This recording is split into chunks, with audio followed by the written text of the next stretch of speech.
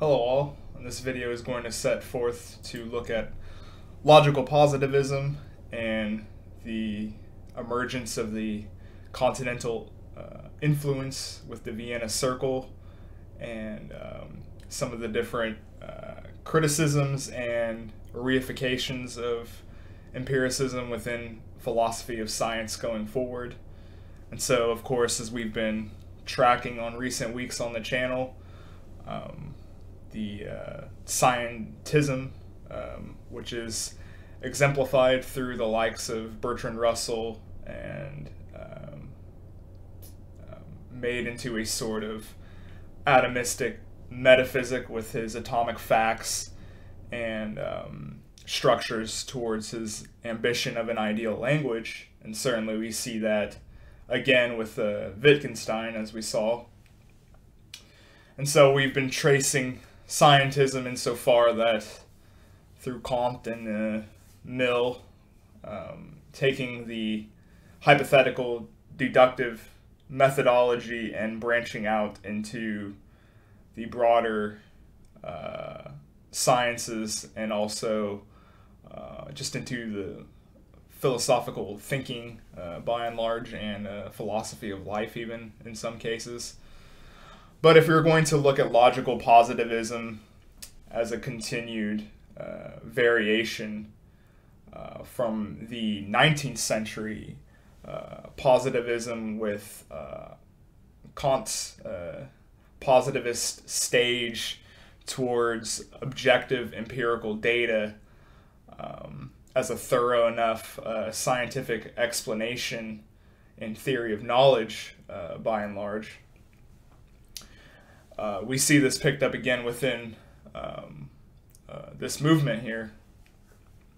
But if we were going to discuss now with the Vienna Circle, which was developed really in the 1910s and 20s, which of course shaped up the continental development of the movement, which was popularized really with the likes of AJ Ayer and Logic, Truth, and Language, which we'll get into in my next video, or Schlick and Rudolf Carnap, which I might mention a little bit in this video. And so basically they're taking the development within the movement of empiricism towards distinguishing sense data from material objects in a sort of phenomenalist way. We do not always have empirical analysis directly apprehended in empirical statements, and as such there's logical implications with other assertions. And so really what we're trying to get at is, there's a sort of blind, even romantic at times, notion within scientism of these logical, empirical, agreed upon explanations for knowledge or objects in the world. And so of course this hits a roadblock with the maturation really of empirical thought, with taking in a sort of phenomenalist account of how one would distinguish or make sense of sensical data, if we were going to use Wittgenstein's terminology. And so, of course, this hits with the road to the verifiability of meaning. And so it's kind of tricky to reiterate here that the verifiability of meaning is not, a epistemological theory of truth, but has more to do with the meaning within language or a body of knowledge itself.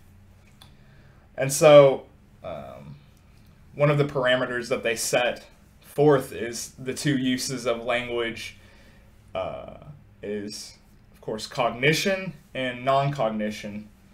So non-cognition being mostly relegated to emotional explanations and expressions, expressive thoughts, in that sort of subjective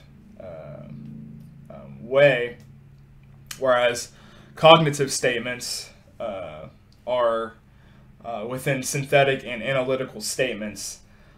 Synthetic being matters of fact, which can be empirically verified.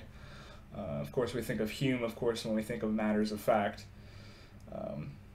And so he always set forth that, you have matters of fact, matters of things that are empirical, and, just hodgepodge metaphysical talk, which could not be verifiable, and thus you can do away with, at least for Hume. But really, though, when we look at these two synthetic and analytical statements, we're talking of the predicate within the subject in analytical statements, of the logical use of the subject and predicate. So, of course, this example would be things like definitions or tautologies. And depending on who within the positive movement you would look at, mathematical statements or logical form within language, so things like A equals A or B equals B, statements like that are analytical as compared to synthetic. And so within meaning, though, of empirical statements is in its reference to data or sense, whether available or possible data. And of course, in order to do this, you would need a sort of method of verification. So a method of verification is essential to ascertain the meaningfulness of a factual statement. And this is done by, of course, taking what Ayer, or many of them take with direct and indirect verification. And so an example would be, I see a house across the street right now, my neighbor's house, has a factual meaning. This isn't, of course, set whether it's true or not. It's a verification within that sort of direct peripheral, which we'll get into a little bit more in depth later. And so for philosophy in particular, concerns are whether it is a factual statement and thus able to have this method in its usage. Whereas an indirect example would be something like this key being made of a key being made of iron. You wouldn't be able to prove that by just simply looking at it, but you would have to use other methodologies to be able to see whether it is a factual statement insofar that what its elements actually contain. So this requires methods to see what is made of, and not in a statement of simply seeing an object as is. And so for AJ Ayer in particular, verifiability in practice is a distinction. If we could observe something, then we have the methodology for its factualness. So this makes it possible for things like historical statements or statements about the future, or what is even technologically inhibited. And so this is, of course, is a principled way of looking at verification for it to be possible, such as something being on the other side of the moon. Well, if we have evidence or verification of what is on the moon on the lighter side, then we could use that to indirectly be able to verify what's on the dark side, if you will.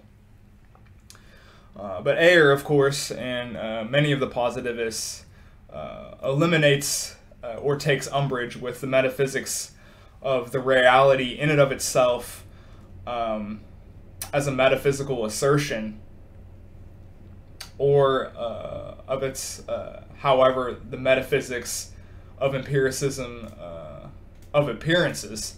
So basically, having a metaphysical discussion, of course, of, if we were going to go back to Kant with phenomena and noumena, obviously there's no empirical stance for noumena that we have access to, And so he's saying that, a metaphysics based in that can't be done on an empirical basis. And so we are taking a phenomenalist viewpoint here towards an empiricism of appearance. And so this erases the dialogue, if you will, between the thing in and of itself and the thing as for me. And so he goes on with verifiability with a strong correlate and a weak correlate. So of course the strong one you would think of with the likes of foundationalism, of certainty, and indication is much more from a weaker stance of things like probability, of habit, of if this happened before, then it'll happen again. Whereas of course the stronger you get, the more into these empirical principles, if you will, and higher thinking, I would say. But if we're going to look at criticisms of this verification, and criticisms of Ayer, there's a distinction here that we've been drawing with empirical criteria, which lead to the verification principles. And so an example would be empirical generalizations are not verifiable even in principle. Generalization always has more cases that are inaccessible. And so in order to counteract this, this is where you would bring in the falsifiability principle. So generalizations, by their nature, can always be falsified from this aim to a principled stance that can be verified or falsified, accounted for. So, when you're making generalizations or something of that nature, there's a falsifiability that's always there as well, where your hypothesis or your generalization might not go as B. But for Ayer, of course, he's saying that there's always falsifiability within this. And so for the second critique, verifiability criteria as seen in positivism, is the verifiability actually a factual statement or an analytical statement in and of itself? In other words, the methodology of verification for those purposes on its own cannot be empirically known. And so the statement cannot be taken on an empirical basis, whether it is falsification or verifiable. And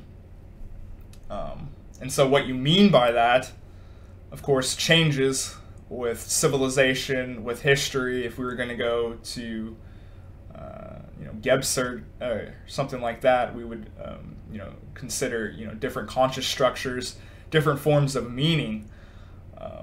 If we were just simply looking at empiricism from the fashion of just material objects surrounding us and nothing more, and judging empiricism from that, how would we ever have any sort of meaning or the creation of meaning within us with the likes of Platonic forms, which of course for Plato we were discussing real forms, or for the scholastics in the Renaissance, they found much meaning in discussing God and its goodness.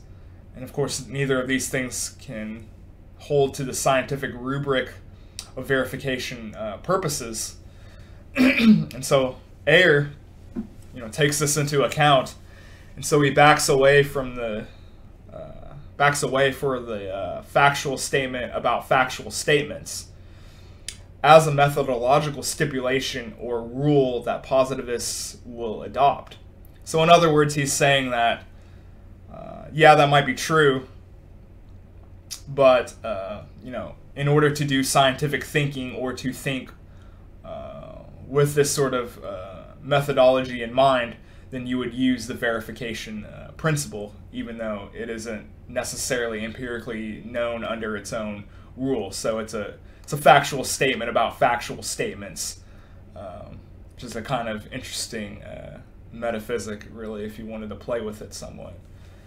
But moving on along with other criticisms, so you have the verifiability principle as the operative principle, but changes within scientific consensus within the 19th and 20th century is to see that science itself isn't objective or empirical.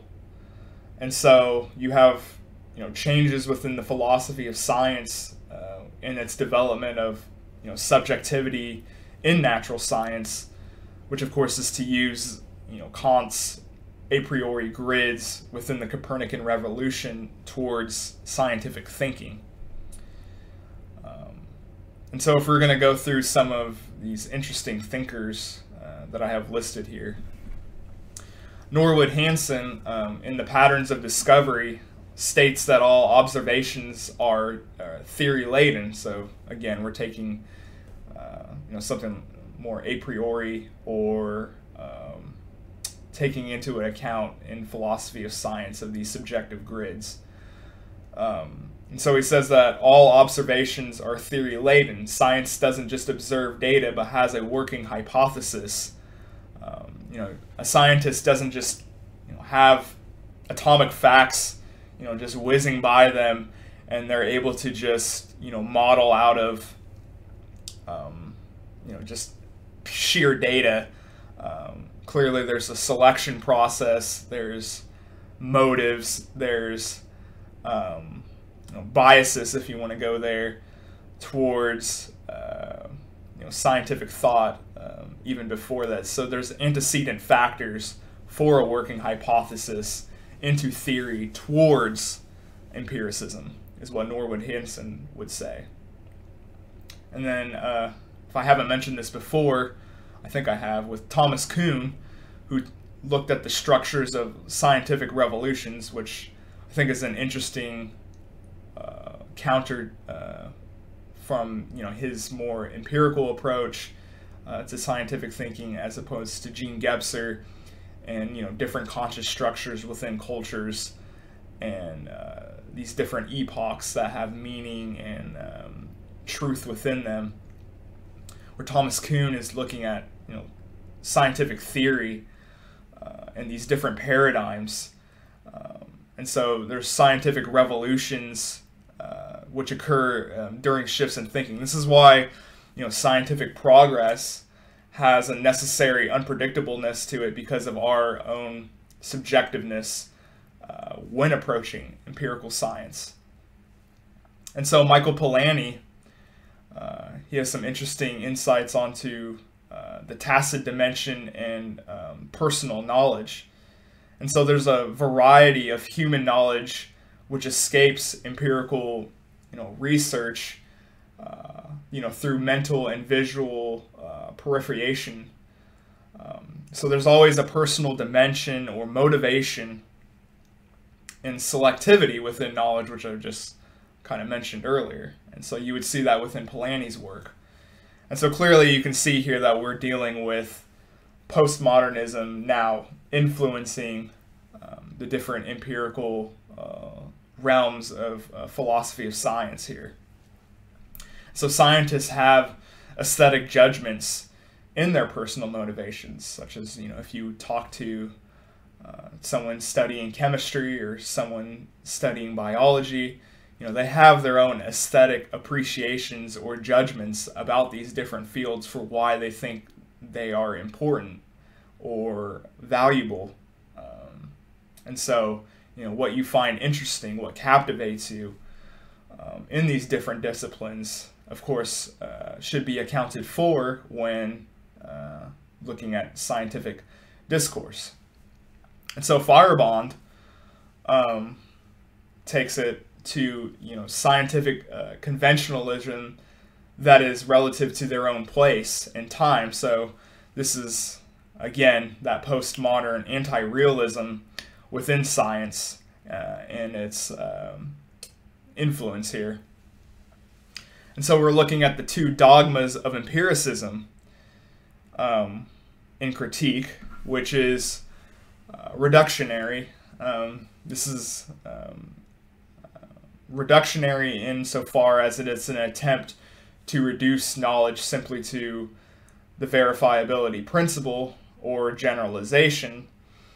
And so he also dismantles the analytic and synthetic dichotomy. So verifiability hinges that some statements are synthetic or analytic as, you know, these separate categories.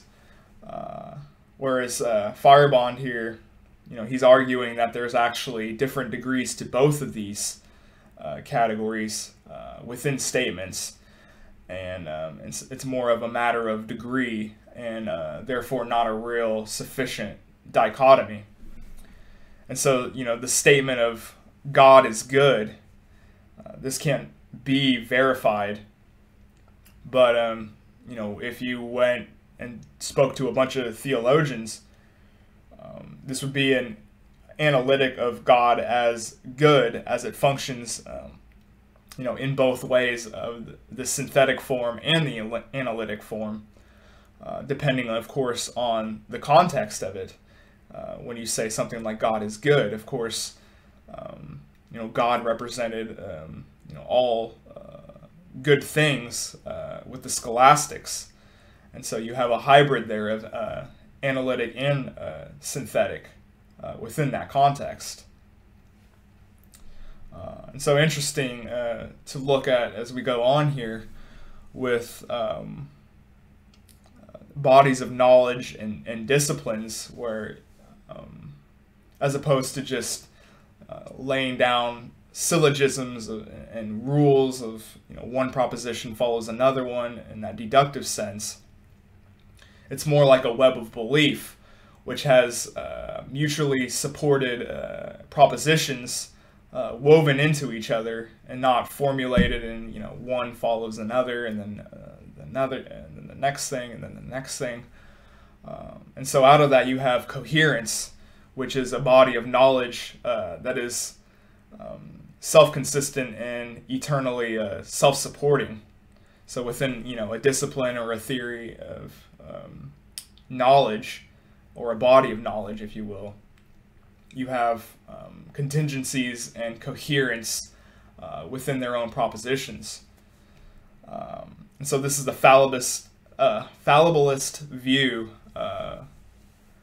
We could be in a mistaken paradigm, and the pattern of relationships in our coherence, therefore, could be mistaken.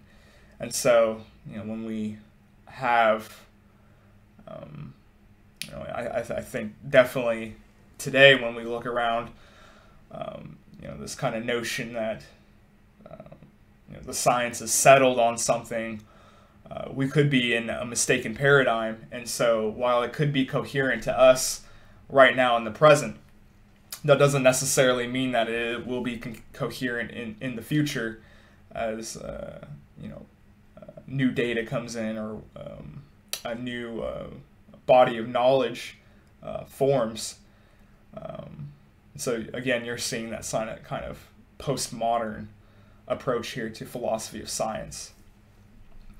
And so, of course, this leaves open, if you take that into account, that, you know, you can have a pragmatic view, value, if you will, to see science in this sort of coherence of, you know, different propositions within a discipline, you know, that could be useful or helpful in one period of time or one conscious structure, if we're going to look at more into, you know, continental thought, if you will, and how it can change and it's fallible in that sort of sense. But now I want to depart and really wrap up this video with Wittgenstein. In you know, we discussed in the last video, of course, with the Tractatus and you know, his influence of Bertrand Russell of an ideal language. Wittgenstein, of course, comes back from his leave of absence, if you will, and certainly seemed to have you know, changed a lot of his thinking, especially seemed to have taken a part in humanities and literature, because within the philosophical investigations, which of course is considered his later work, if you will, he actually critiques himself and critiques his message of picture meaning or verifiability, that it contains meaning. The insistence of an ideal language for Wittgenstein in his later years is too artificial, because language doesn't reduce to just simply this stripped down mold of atomic facts and propositions. Wittgenstein then shifts towards a multiplicity of language games. And so you have different ways of using language, ordinary language to be specific. So you have the example of a pastor consoling a grieving widow of God is good. He's looking at the functionality of language in these propositions with their context, as opposed to just atomic facts and propositions in just one scientism way of looking at things, but breaking down language in these different barriers, especially with ordinary thought. And so, even a scientist or a mathematician, such as Wittgenstein in his earlier work, he may talk, of course, in this ideal language in these propositions, but he himself, of course, has access to ordinary language when he is not taking a scientific account of things. And so he's much more interested in that in his later work.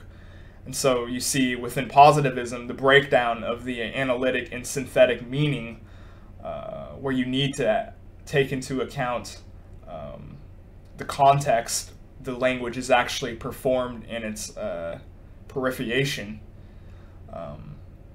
And so there's a diversity of language games in the forms of life in a functional analysis here, as opposed to the, again, scientism or logical analysis within positivism. And so, to part here, it's actually interesting to consider, would this, fall, if you will, of logical positivism and this objective meaning or analytic and verification principles actually have as much influence without the concrete event of World War II, which of course was the Great War, where there was a broadening of meaning within language. And it's always interesting to see how philosophical discussion precedes or of course follows after an analysis concrete events, where you had a continental struggle with the likes of scientism. Of course, these conversations have been going on for centuries, as we've covered on the channel. But you could say that World War II was the concrete event and bloodshed and war fought on this sort of metaphysical plane from philosophers earlier. And so I think that's kind of interesting to maybe look at how what is the importance of philosophical discussion and how philosophy precedes concrete events in a lot of ways. So I think that's kind of interesting to point out as well, and see how, if there was no World War II, then perhaps positivism would have lasted longer than simply the, decade or so that it really had over the English universities. Because, of course, after you look at Wittgenstein's philosophical investigations, you're going to see the rise of trying to have discourse on ordinary language philosophy, which of course is kind of a reification of what logical positivism failed to account for. So yeah, this is about a 30-minute video here. I hope you guys enjoyed, and I may actually do a full, thorough look at Wittgenstein's philosophical investigations as well, just because it would be interesting to perhaps, counter the earlier work with the later work, and see that lineage within the positivist movement and the Vienna Circle as an offshoot. Or I might just move on with AJ Ayer. I haven't really decided yet. Maybe you guys can rule in and give me your own thoughts on that and what you'd like to see. But yeah, hope you guys enjoyed, and I'll see you for the next one. Make sure to like, comment, subscribe, the usual. Yeah, see you next one.